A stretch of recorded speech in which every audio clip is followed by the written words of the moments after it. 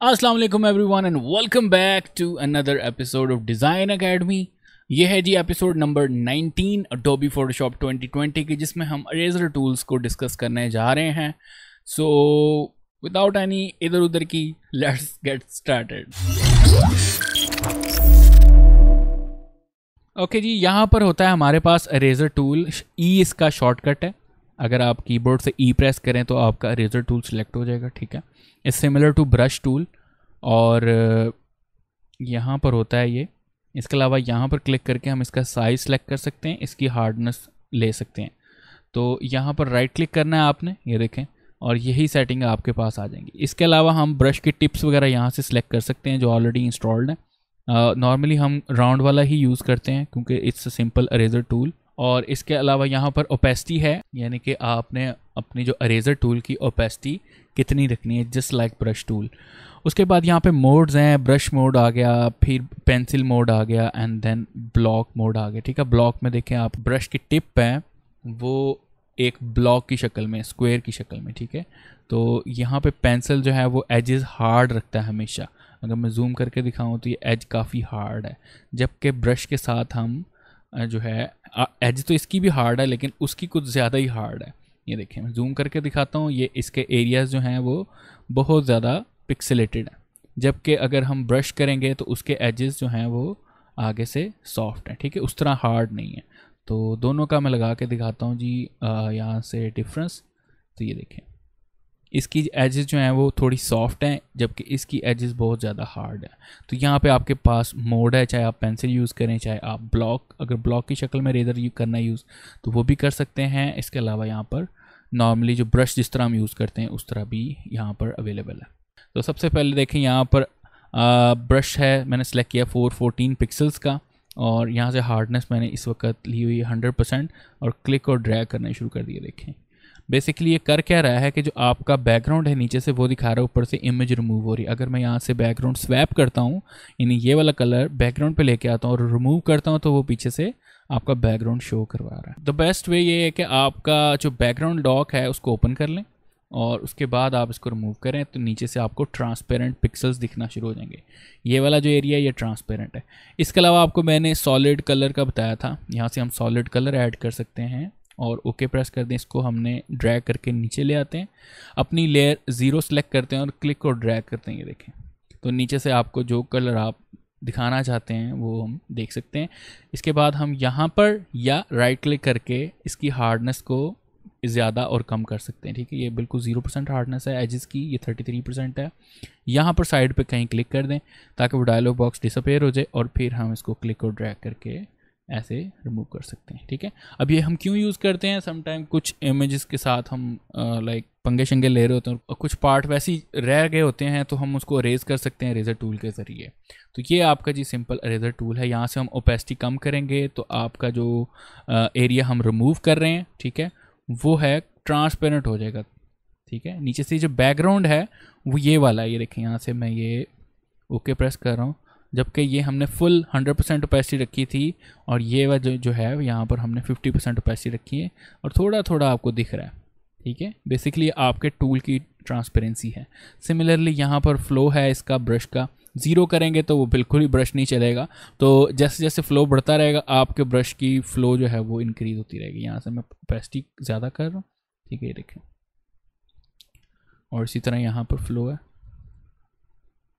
इसके बाद स्मूथनेस है। स्मूथनेस आपके स्ट्रोक की स्मूथनेस होती है। अभी जो है वो मैं वो वाला यूज़ कर रहा हूँ, हार्ड ब्रश कर रहा हूँ। ठीक है, और हार्ड एजेस, और यहाँ पर स्मूथनिंग 0 है। ठीक है, अब यहाँ पर मैं स्मूथनिंग जब इंक्रीज़ करूँगा तो एक तो आपका स्लो हो जाएगा, प्लस जो आपके स्ट्रोक्स हैं वो थोड़े स्मूथ लगना शुरू हो जाएंगे। ठीक है, ड्राइंग करते वक्त जब हम क्लिक और ड्रैग करते हैं ऐसे, तो सम टाइम जो है वो थोड़ी थोड़ी एजेस निकल आती हैं। अब ये जो निकले रहे हैं ना, ये वाली जो एजेस अजीब सी निकल रही हैं, ये बेसिकली आपके ब्रश की स्पेसिंग है। सबसे पहले ये वाला हम जो बल्कि सीन है ये जो अब चला गया है। ठीक है, ये कैसे फिक्स करना है, आपने विंडो के मेन्यू में जाना है, यहाँ से ब्रश सेटिंग्स, और यहाँ पर आपके जो स्पेसिंग होगी, और यहाँ पर हम स्पेसिंग कंट्रोल कर सकते हैं कि किस तरह हम अपने जो इरेजर है या ब्रश है उसके जो स्ट्रोक है उसके दरमियान कितनी स्पेसिंग हम ऐड कर सकते हैं। तो इसको अगर आपने इरेज़र यूज़ करना है तो इसको 1% रखें तो ये स्मूथ स्ट्रोक लगेगा, ठीक है। तो मैं यहाँ से F12 प्रेस करके रीसेट कर रहा हूँ। अरे और यहाँ पर हम कर रहे हैं जी इसका बैकग्राउंड ऑरेंज इस वक्त, और यहाँ पर स्मूथनिंग टेस्ट कर रहे हैं, ठीक है। ब्रश थोड़ा छोटा कर रहा हूँ, तो ये मैंने एक स्ट्रोक लगाया, ठीक है, ये देखें। और यहाँ से मैं जब इसकी स्मूथनेस बढ़ाऊँगा तो सेम स्ट्रोक लगाऊँगा, लेकिन वो थोड़ा सा आगे से स्मूथ लगेगा। अब दोनों में डिफरेंस यहाँ पे आपको फील होगा कि स्ट्रोक जो है मैंने ऑलमोस्ट सेम लगाया है, लेकिन अगर हम यहाँ पर चेक करें इस एरिया में, तो ये वाला स्पेशली एरिया यहाँ पर, और इसका एरिया चेक करें तो आपके जो स्ट्रोक्स हैं वो काफ़ी हद तक स्मूथ लगे हुए हैं, ठीक है। उस स्मूथनेस की जो रीज़न है बेसिकली वो यहाँ से है कि हम वहाँ से अपना स्ट्रोक को स्मूथ कर सकते हैं और नहीं भी कर सकते। नेचुरली जिस तरह हम लगा रहे हैं वो चीज़ भी है, ठीक है। और इस तरह अगर स्मूथनेस बढ़ाएंगे तो उसके जो स्ट्रोक की स्ट्रेंथ है या स्ट्रोक का स्टाइल है वो ज़्यादा स्मूथ हो जाएगा। That's all. इसके बाद हमारे पास एंगल है।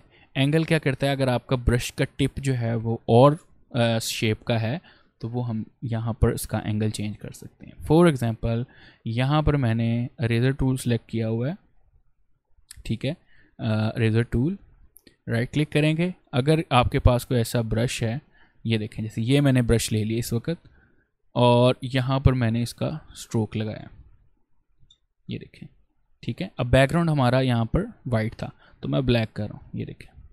अब यहाँ पर अगर आप चाह रहे हैं कि ये रोटेट हो जाए तो हम यहाँ से ये देखें इसका रोटेट कर सकते हैं एंगल। वैसे आप राइट क्लिक करके इसका डायल यहाँ से भी सेट कर सकते हैं किस एंगल पे करना है, और यहाँ से भी हम कर सकते हैं। सो ये मोस्टली हम 0% रखते हैं ताकि ब्रश जो है वो हम सिंपल सीधे तरीके से यूज़ कर सकें, ठीक है। चलें जी, ये ऑप्शन था। और इसके अलावा यहाँ पर हमारे पास एक और ऑप्शन है सिमेट्री का। ये मैंने आपको बताया था कि ये लेटेस्ट वर्जन्स में ही अवेलेबल है सिर्फ। तो जहाँ से हम ये यूज़ करेंगे ब्रश यानी इरेज़र या ब्रश, तो वो वहीं से आपको उसके मुतबादिल भी यूज़ होना शुरू हो जाएगा, ठीक है। यहाँ से F12 प्रेस करके मैं रीसेट कर रहा हूँ अपने इमेज को, और यहाँ से जनरल ब्रशेस में और ब्रश लिया है मैंने गोल वाला।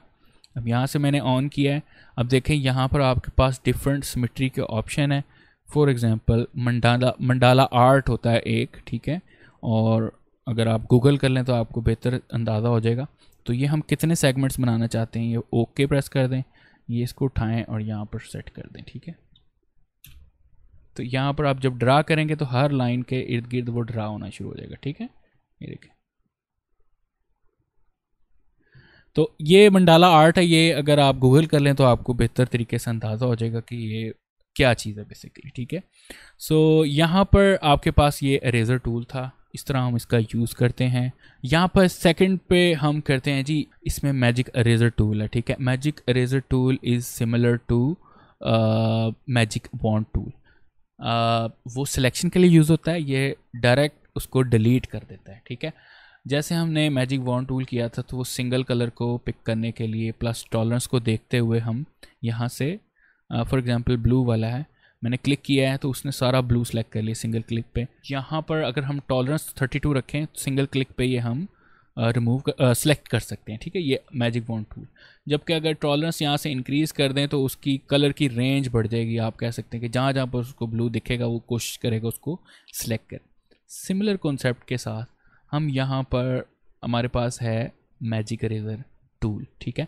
यहाँ पर कंटिगुअस का ऑप्शन है और यहाँ पर भी कंटिगुअस का ऑप्शन है, तो ये भी मैं एक्सप्लेन कर रहा हूँ आज साथ। तो यहाँ पर देखें टॉलरेंस है इस वक्त 11 की, मैं यहाँ पे नॉर्मली करता हूँ इसको 32। अब यहाँ पर देखें आपके पास मैंने इसको चेक रखा हुआ है, ठीक है। आपने 32 लिया, मैंने क्लिक किया है, उसने उसका जो ब्लू बैकग्राउंड है वो रिमूव कर दिया, ठीक है। वो जो ब्लू वाला एरिया था 32 रेंज तक उसने ब्लू कलर यानी जिस पे आपने जिस कलर पे क्लिक किया उसने उसको रिमूव कर दिया, ठीक है, जहाँ तक उसको नेक्स्ट एज नहीं मिल रही।